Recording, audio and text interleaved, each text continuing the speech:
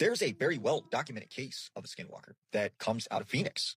Now, there was this guy who came forward and he said that his mother lived next to like a couple hundred acres of desert. And he said, he was often afraid because she lived alone, but she did not want to move. Well, one night she awoke at like 2 a.m. and her dog was barking at the door.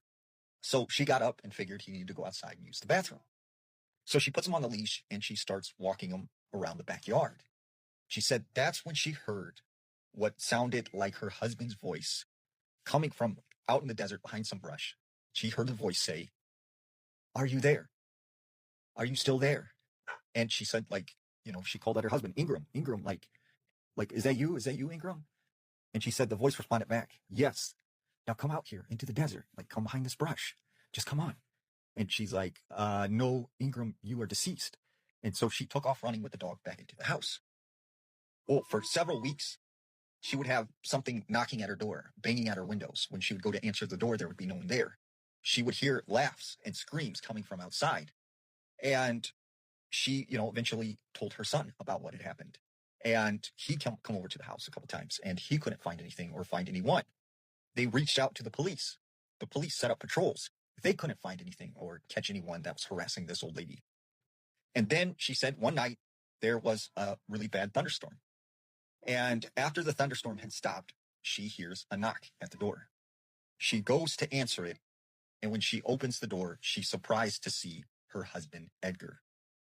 And she was so excited that she almost gave him a hug. But then she was like, wait a second. He's been deceased for, a couple of years now. And she said it looked like Edgar, but it was just like his face was just, something was off about it. It almost looked rubbery, kind of like the skin, it was hanging off the cheekbone. And she said this thing that looked like her husband said, "Are you here still? It's me, it's Edgar. Like, let me in the house and give me a hug." And she was like, "No, Edgar, you're deceased. You're not real. Like, you're not here." And she said he kept saying, "Just let me in the house. Come on, I am real. I'm your husband." And so she said she pushed him away because he moved in close on her. And as she pushed him away, she said he felt like ice cold. He turned and then ran off into the desert. So immediately she calls her son, who he calls the police. They go out there, they search the area. They couldn't find anything. Now, her son started to think okay, maybe she's losing it as she's getting older because we never see anything. And this, sounds pretty crazy what she's explaining.